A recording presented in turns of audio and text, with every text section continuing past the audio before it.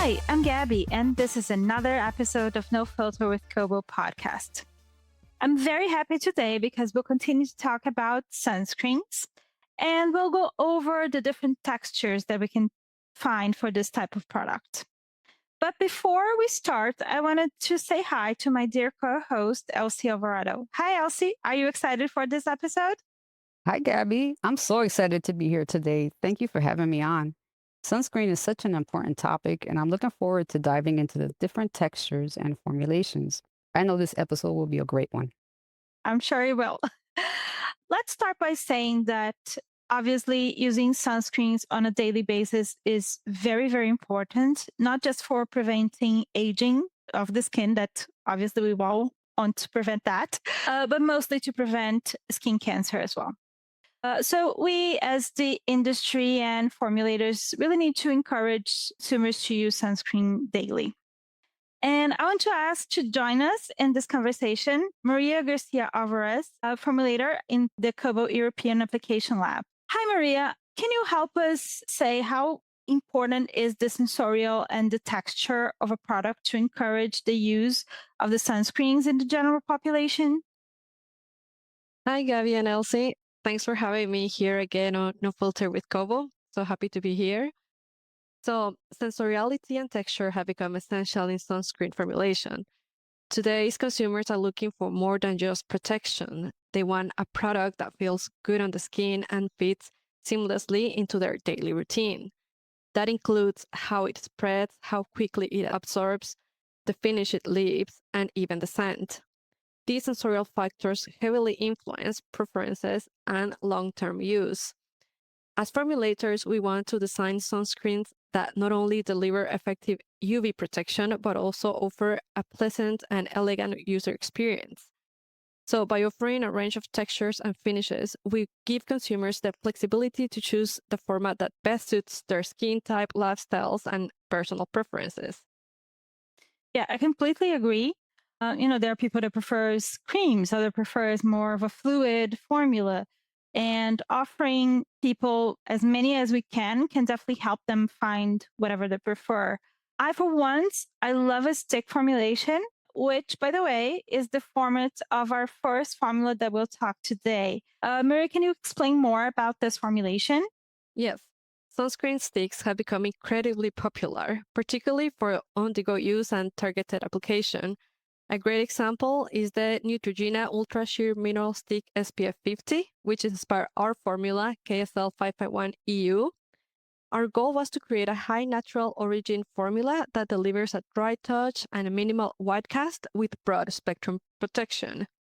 Using Kobo sunscreen technologies and Microspheres, we develop a formula that glides effortlessly on the skin, feels lightweight and smooth, and achieves an SPF of 41. Hi, Maria. I have to jump in here.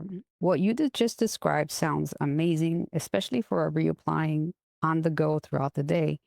One standout feature of this formula is its ultra dry touch feel. Can you share what's behind that sensation? Sure. So the dry touch sensation is primarily driven by the combination of advanced microspheres. One key ingredient is fluoride PS10, a calcium silicate microsphere. It is highly porous. It's capable of absorbing up to 4.5 times its weight in oil, contributing to a matte, non-greasy finish. It also adds a creamy glide during application and plays a structural role by helping prevent stick sweating, which enhances the product stability. We also use Exhibit CS725, a high-purity spherical fused silica. This ingredient gives a rollerball effect, providing excellent sleep, a silky afterfeel, and a soft focused finish that improves the skin's appearance.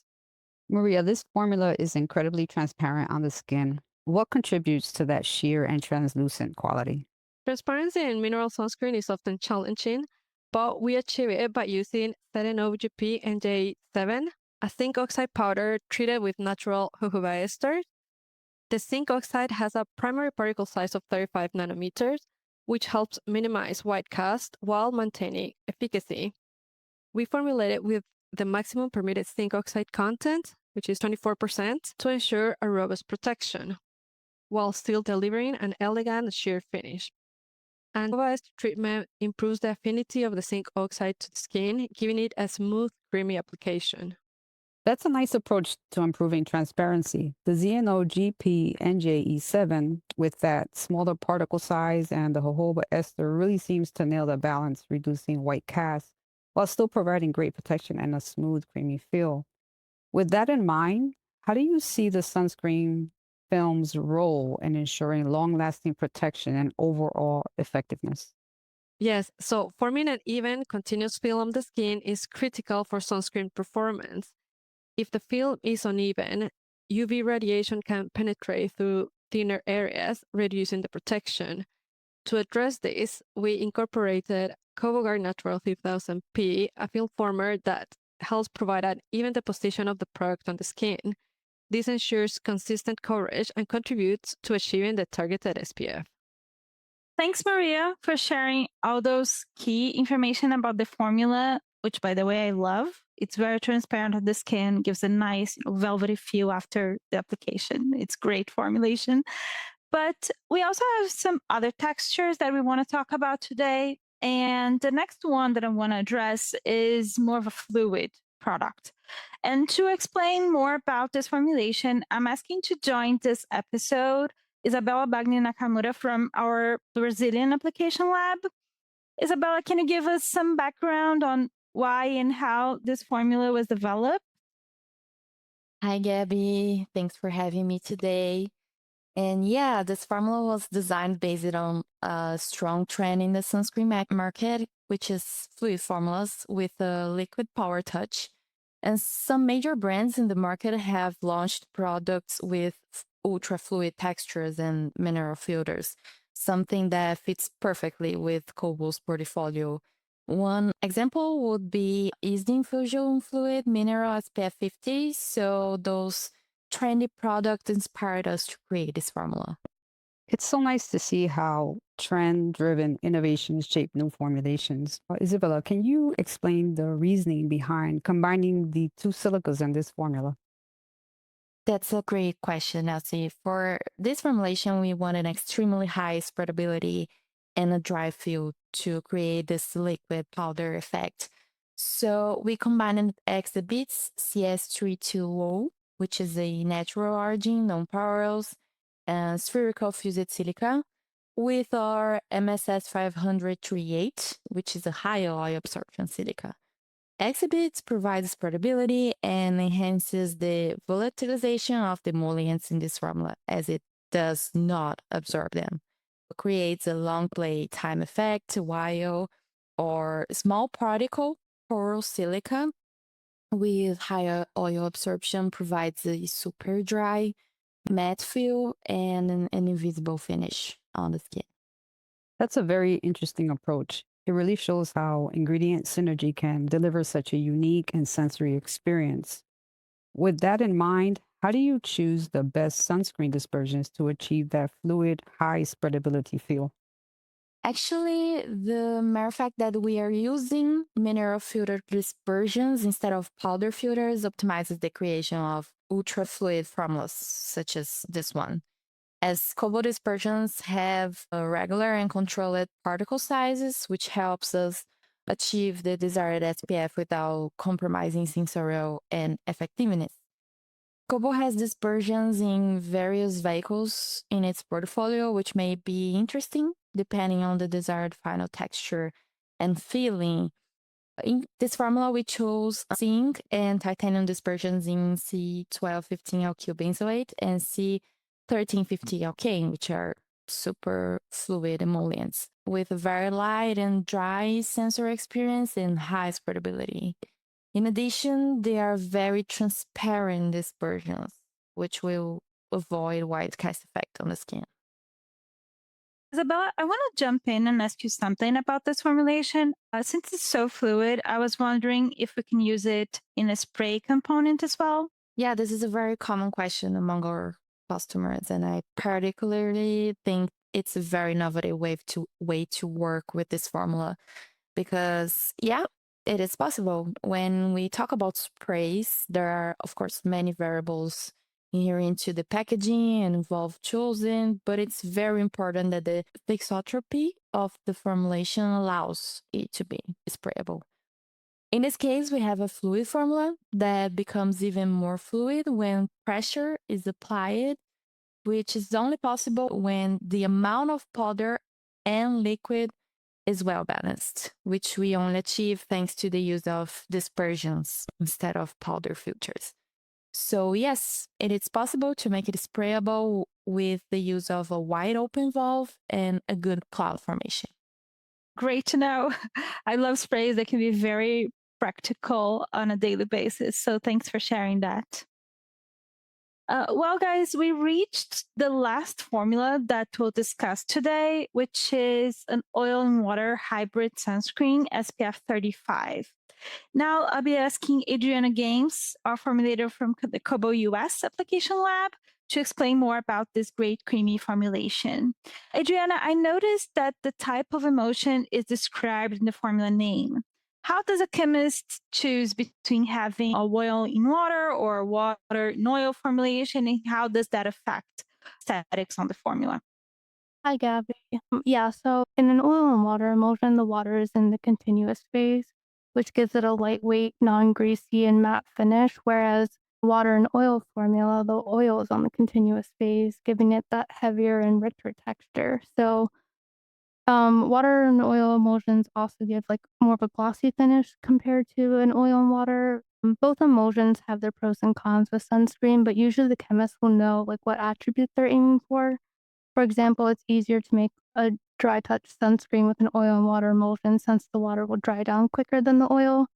But if the goal is to make a sunscreen that's very, very water resistant, the choice to make a water and oil might work best. Adriana, thanks for breaking that down. Can you also walk us through the considerations behind choosing between using a mineral UV dispersion versus a surface treated UV mineral powder? Yes, of course. So it's kind of like with the oil and water versus water and oil.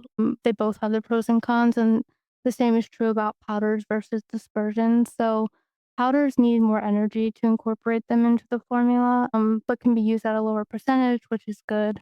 But dispersions are very easy to incorporate, but take up more room in the formula for like the aesthetic modifiers. For example, KSL 516A uses powders for flexibility, so it's able to achieve this gel-like texture with the inclusion of the MSS 520N. It gives the formula this really nice slip, making it easier to apply, and then that results in a more even protection. Great, thank you. Great point. It's a smart combination of powders and dispersions that balances texture with protection, right? So, how does this hybrid formula help expand the options you can achieve in the formula? So it's typically not as easy to score high SPF in oil and water, but it is obviously way easier to do it in a water and oil, which is why using organics in oil and water makes higher SPF values more attainable. In this formula specifically, it contains 15% zinc oxide, which alone would not yield an SPF of 35. But with the addition of the organic filter, we were able to reach a higher SPF. It is possible to achieve a similar SPF with minerals, but mineral actives typically leave a white cast on the skin, whereas the organic UV filters apply very clear on the skin. Thanks, Adriana, for sharing all that information. And ladies, we have seen the three very different textures, right? We have seen the more creamy that Adriana showed, stick formulation from Maria, and then from Isabella, the fluid formula. I want to ask you all what trends in the market are driving those different textures. And I'm also curious to see which ones are your favorites on using on a daily basis. Yeah, for me, well, this is a very interesting question because we see many market trends aligned to what we develop in sun protection.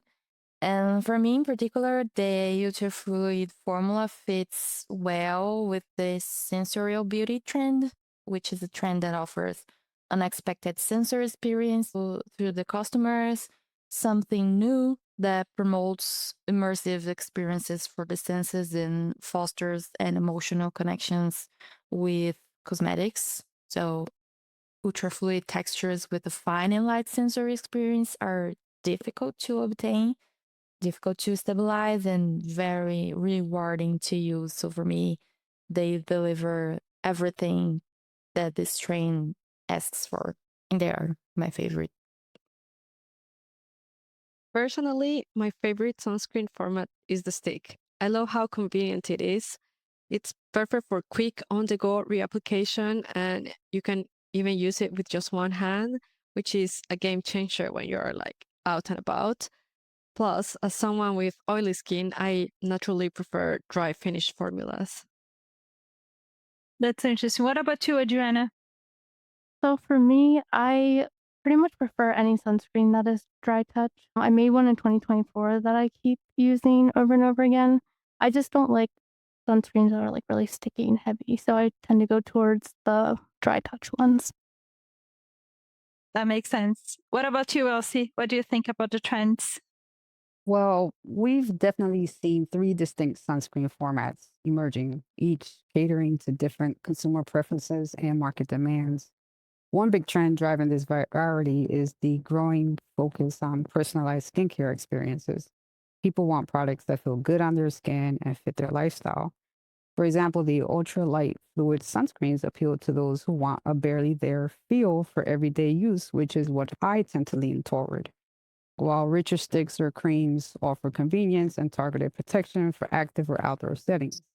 Additionally, there's a strong push towards multifunctional products that combine sun protection with skincare benefits, which influences texture choices to balance efficacy and comfort. Overall, innovation in formulation and ingredient technology enables these diverse textures to meet evolving consumer expectations. So, going back to what I really like, ultralight fluid sunscreens is my thing. I love that the formula that Isabella spoke on can be converted into a spray, assuming the right conditions. So, for me, that's the winner for me. That's all very nice, guys. I love to hear from every one of you. Okay, so well, that's a wrap for this episode. Thank you to the audience and everyone here today in the conversation. Thank you. Thank you. Thank you. Thanks, everyone. Thank you so much for joining us today. As we explored, texture is more than just a sensorial detail, it's a powerful tool for self expression. Whether it's a silky stick with a dry touch finish, an ultra fluid formula that disappears on contact, or a lightweight gel cream, textures play a powerful role in how consumers experience and connect with the product. We'll keep exploring how creativity and chemistry come together to make that happen. If you found this episode valuable, don't forget to subscribe and share it with your colleagues in the industry. Expect more conversations with formulation pros and ingredient specialists, uncovering the latest trends shaping beauty and personal care. If you would like to see the complete formulas and want to know more about the ingredients discussed, go back to the description of this episode where you will find links to the formulas and literature of the ingredients mentioned. If you have any questions, don't hesitate to reach out to your account managers as they are always ready to support. Also, remember that on social media at Kobo Products, you will find pictures of the products and application. This podcast has been created by the content team at Kobo Products Incorporated. Kobo Products is a raw material cosmetic manufacturer and distributor specializing in treated pigments and dispersions. Be sure to follow us on Spotify or the platform of your choice so that you don't miss any episodes. Thanks again for spending time with us. Stay well, stay inspired, and keep bringing beauty to the world one ingredient at a time.